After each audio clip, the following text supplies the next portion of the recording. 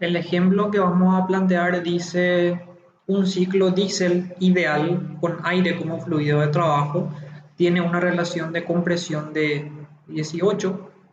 Vamos a ir anotando que esto sería nuestra R, y una relación de cierre de admisión de 2, que sería nuestra RC.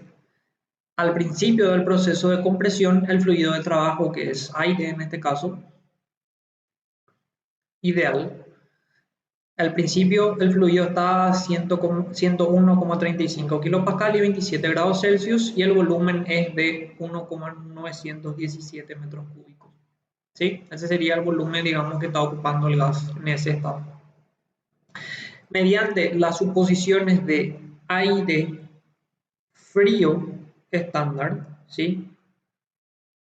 Determine la temperatura y presión del aire al final de cada proceso, temperatura y presión, la salida de trabajo neta y la eficiencia térmica y la presión media efectiva. Hago hincapié en esto,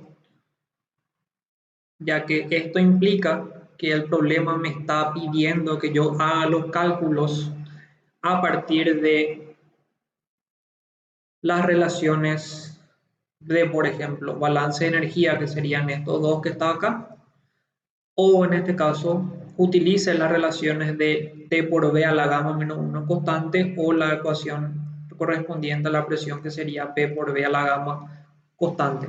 Esto significa que yo debo utilizar esas suposiciones de aire frío estándar. ¿Está bien? Yo sé que de alguna manera puede resultar mucho más fácil o mucho más sencillo directamente hacer delta H, hacer delta U, pero si el problema pide es que de alguna manera se espera que se entienda y se evalúe, digamos, que ustedes sepan qué significa esa suposición de aire estándar o de aire frío estándar. ¿Está bien? Bueno, entonces vamos a plantear nuestro problema con esto, con esta suposición de aire frío estándar. Vamos a ver que también podemos resolver el problema con la suposición de aire estándar solamente, y vamos a ver la diferencia entre los resultados que se pueden llegar a dar para que justamente tengan una idea de a qué nos estamos refiriendo con esto. Bueno, vamos a ver que el problema dice que tenemos aire, que es nuestro fluido de trabajo, que se comporta como un gas ideal. Tenemos que la relación de compresión es de 18. Fíjense que esto ya es mayor a las relaciones de compresión que normalmente trabajábamos para el ciclo Otto. Nuestra relación de cierre de admisión, que en este caso es 2, es la que tenemos acá. Y luego tenemos definido el estado. Vamos a escribir esto ya con otro color para que sea más fácil. El estado 1, que sería lo que vamos a ir definiendo. El estado 1, que es al inicio del proceso de compresión. Acá puedo colocar abajito nuestro diagrama TS o PV, en este caso es lo que vamos a utilizar para identificar mejor esto.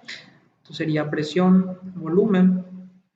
Esto sería entonces la primera etapa, que sería la compresión. Esto sería nuestra entrada de calor, esto sería nuestra expansión y esto sería nuestro rechazo de calor. Entonces, esto iría más o menos así. Entonces, 1, 2, 3 y 4. ¿Está bien? Bueno, entonces tenemos que P1 es 101,35 kilopascal y la temperatura 1 es de 27 grados Celsius. ¿Está bien? Bueno, solamente eso es lo que tenemos. Y el volumen 1 es de 1,917 metros cúbicos. Bueno, vamos a pasar a definir lo que sería entonces el estado 2. Para el estado 2 tenemos la etapa de 1 a 2, que implicaba una compresión isentrópica. Si estamos considerando la etapa de compresión como adiabático reversible, quiere decir que son válidas nuestras expresiones que habíamos visto de P por B a la gamma constante y T por B a la gamma menos 1 constante. ¿Está bien? Entonces, primero lo que vamos a hacer es calcular a partir de la relación de compresión, que es lo más sencillo que podríamos plantear, la relación entre los volúmenes V1 y V2 que tenemos acá. Entonces, a partir de esta expresión, sencillamente ya podemos tener V2, ¿sí? Creo que con esto no hay mayores inconvenientes. Ahora, ya que tenemos el volumen 2, sabemos que voy a anotar de manera general también acá arriba las ecuaciones que serían P por B a la gamma es constante y T por B a la gamma menos 1 también que sería, digamos, un valor constante. ¿Sí? En teoría, estas no son expresiones que ustedes de alguna manera tienen que saber de memoria, o sea que si es que el problema pide que calculen esto, debería estar, digamos, en el examen estas ecuaciones para que puedan simplemente utilizarlo. No es una cuestión de que sepan deducir de cómo llegar a esto, cómo demostrarlo, saber de memoria. Entonces, por eso al menos no deberían preocuparse. Bueno, entonces tenemos que, aplicando esta expresión entre la etapa 1 y 2, que sería nuestra compresión, tendríamos P1 por V1 a la gamma igual a P2 por V2 a la gamma. Y de acá entonces, ¿qué podríamos sacar? Tenemos P1, como está definido acá arriba, tenemos también V1, tenemos V2, que es lo que calculamos acá, entonces a partir de esta expresión deberíamos poder sacar la presión 2. ¿Está bien? Hacemos lo mismo para la relación T por B a la gamma menos 1, que sería T1 por B1 a la gamma menos 1 igual a T2 por B2 a la gamma menos 1. En este caso, entonces, de acá tenemos T1, tenemos B1, tenemos B2, deberíamos poder sacar la temperatura T2. ¿Está bien? Entonces, el problema me pedía temperatura y presión del aire al final de cada proceso. Ya tenemos T1 y P1, ya tenemos P2 y P2. Pasaríamos ahora entonces al estado 3. En el estado 3 tenemos lo siguiente. Sabemos por nuestro diagrama PV en este caso que la presión 3 es igual a la presión 2. Quiere decir que ya tenemos a mano la presión 3 porque la presión 2 calculamos acá previamente. Y podemos utilizar nuestra relación de cierre de admisión, que habíamos dicho que es la relación entre el cociente entre los volúmenes después y antes de la combustión. Entonces, la P3 sencillamente es esto, y nuestra relación de cierre de admisión es B3 sobre B2. B2 calculamos previamente acá, entonces de acá podríamos sacar B3. ¿Está bien? Ahora, ¿qué me quedaría por calcular? La temperatura 3. Entonces, ¿cómo podemos calcular esa temperatura 3? Otra de las ecuaciones que es válida para nosotros es la ecuación del gas ideal, que sería esto, ¿verdad? Entonces, aplicando la ecuación del gas ideal entre las etapas, en este caso 2 y 3, tendríamos lo siguiente. Sería P2 por B2 sobre T2 igual a P3, B3 sobre T3. Entonces, tendríamos lo siguiente. P2 se simplificaría con P3, ya que estamos viendo que eso es igual acá. B2 tenemos, ya que calculamos acá en el paso 2. B3 también calculamos acá arriba con la relación de cierre de admisión. La temperatura 2 ya sacamos previamente, entonces de acá podríamos sacar la temperatura 3, que es lo que estaríamos necesitando para definir este nuevo estado que estamos calculando ahora. Y ahora sí podemos pasar al estado final, que sería nuestro estado 4, en donde para el estado 4 de vuelta podemos hacernos uso de las ecuaciones de expansión, en este caso de manera adiabática reversible, que serían estas dos ecuaciones nuevamente, ¿verdad? Entonces tendríamos ahora esto, P3, P3 a la gamma igual a P4, V4 a la gamma, de donde en principio sacaríamos la presión 3 tenemos, el volumen 3 tenemos, la presión 4 no tenemos y el volumen 4 tenemos, ya que el volumen 4 es igual al volumen 1, por lo que estamos viendo en el diagrama PV acá. Entonces, esto sería el volumen 4, que sería igual al volumen 1, y de acá podríamos sacar sin problema la presión 4. Y por último, la ecuación con respecto a la temperatura sería T3 por V3 a la gamma menos 1 igual a T4 por V4 a la gamma menos 1. Entonces, de esta última ecuación, T3 ya calculamos acá arriba, V3 tenemos, T4 es lo que querríamos calcular y V4 es lo que tenemos calculado acá arriba. Entonces, con esto ya estarían definidos todos nuestros estados termodinámicos. Y con eso estaría respondida entonces la primera pregunta. ¿Está bien? La segunda pregunta, que es la salida de trabajo neta y la eficiencia térmica, bueno, sencillamente eso se puede calcular ya a partir de las relaciones de los calores, que vamos a ver rápidamente cómo calcular. Es sencillamente, como estamos definiendo que gamma es en este caso constante, esto es igual a Cp sobre Cv, entonces nuestros balances de energía serían sencillamente el calor de entrada, que en principio es igual al delta H, porque ocurre a presión constante. Esto sería Cp T3 menos T2. T3 y T2 se supone que ya calculamos previamente, ¿verdad? Y el calor de salida sería U1 menos U4, que en este caso va a ser Cv T1 menos T4. El trabajo neto, como sabemos, es sencillamente el calor de entrada más el calor de salida, considerando esto positivo, esto negativo, ¿verdad? Y la eficiencia sabemos que es el trabajo neto sobre el calor de entrada. Con eso estaría respondida la pregunta 2. Y la presión media efectiva es sencillamente en este caso el trabajo neto sobre la diferencia de los volúmenes, que serían V1 y V2. ¿Está? Bueno, entonces ahora sí podemos pasar a nuestro ES para ir viendo este mismo procedimiento de cálculo que vimos ahora, solamente ahí para que puedan tener como ejemplo. Y luego vamos a ver lo mismo, pero utilizando las suposiciones de aire estándar solamente y no aire frío estándar. Y vamos a ver la diferencia que habría entre ambos cálculos. Entonces, este sería el ejemplo que acabamos de resolver y acabamos de plantear, en donde inicialmente tenemos o partimos de nuestro valor de R y RC, P1, T1 y B1, que sería nuestro estado inicial. Definimos R como V1 sobre V2, de manera que acá podríamos sacar en este caso V2. Una vez que tenemos V2, de acá ya podemos sacar V3. ¿Está bien? Cp del aire y el Cv, en este caso están evaluados a la temperatura 1, que en este caso, no sé si el problema decía exactamente 25, pero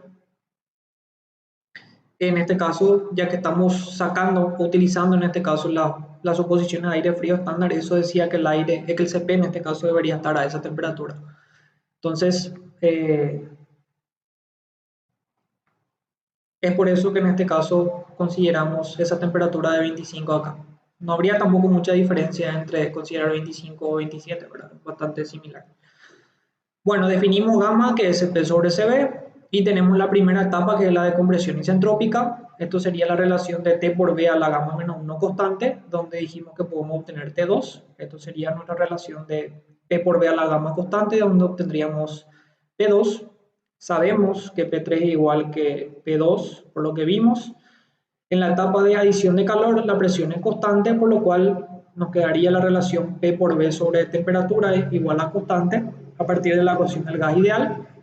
Esto en realidad no es necesario colocar la P2 y la P3 acá, pero simplemente para que vean que es exactamente lo mismo que hicimos nosotros acá. Es P2 sobre 2 sobre T2, P3 V3 sobre T3. Luego tenemos que el volumen 4 es igual al volumen 1, eso no cambia con respecto al ciclo Otto. Y tenemos la última etapa, que sería la etapa de expansión isentrópica. Entonces sacamos de vuelta a partir de acá la temperatura 4, a partir de acá la presión 4, los calores, ya sea de entrada o salida, esto sería Cp delta T para el calor de entrada a presión constante, el calor de salida Cv delta T para el calor, en este caso, a volumen constante. El trabajo neto, como habíamos mencionado, la suma algebraica, la eficiencia, que sería el trabajo neto sobre el calor de entrada, y la presión media efectiva, el cociente entre el trabajo neto y la diferencia de volúmenes máximo y mínimo, que sería V1 y V2 en este caso. ¿Está bien? Bueno, entonces podemos ver los resultados. Los resultados serían los siguientes, que son las temperaturas, que empezamos acá y nos vamos hasta T4. Fíjense que en este caso empezamos con una temperatura de 25, que es 298. Algo importante que vale la pena aclarar es que cuando vamos a utilizar estas expresiones de T por B a la gamma, las temperaturas deben estar en este caso en unidades de Kelvin, ¿sí? No deberían estar en grados Celsius. ¿Está bien?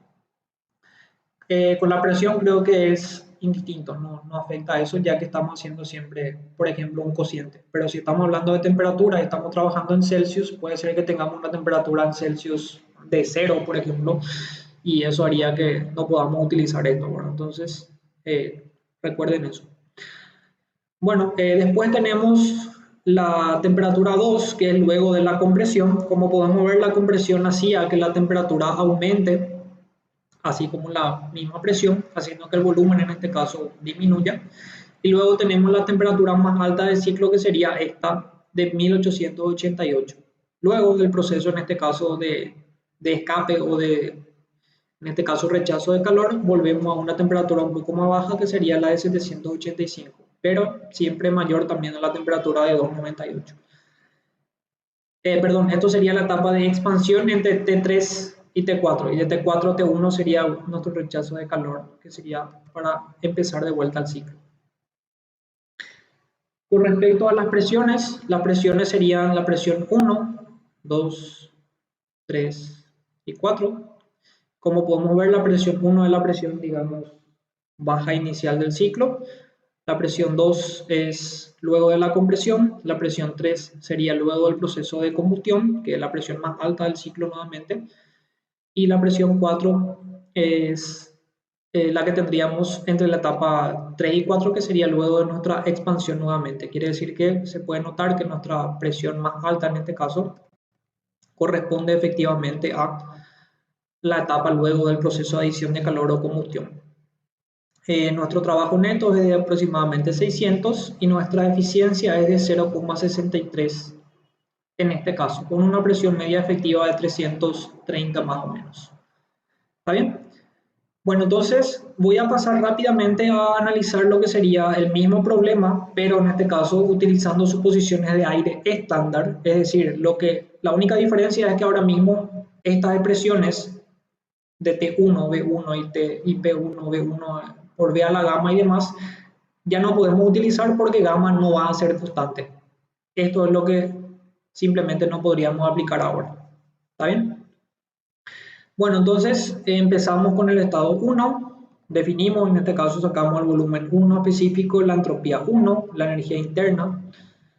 Luego tenemos para el estado 2 que S2 es igual a S1, acá sacamos la entalpía, ¿sí? Importante recordar que la entalpía es lo que necesitamos para el balance de energía, sacamos la presión, sacamos la temperatura en función de esas variables, ¿sí?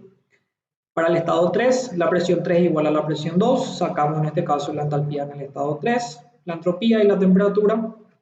Y para el estado 4, sabiendo que B4 es igual a B1 y S4 es igual a S3, entonces tendríamos también nuestra energía interna y nuestra temperatura 4. Simplemente para recordar o para tener en cuenta que la etapa de rechazo de calor es delta U, la etapa de entrada de calor sería delta H. Por eso sacamos acá U1 y U4 y acá tenemos H2 y H3. El balance de energía, el calor de entrada sería H3 menos H2, el calor de salida U1 menos U4, nuestro trabajo neto es exactamente lo mismo, nuestra eficiencia también y la presión media efectiva efectivamente también es lo mismo.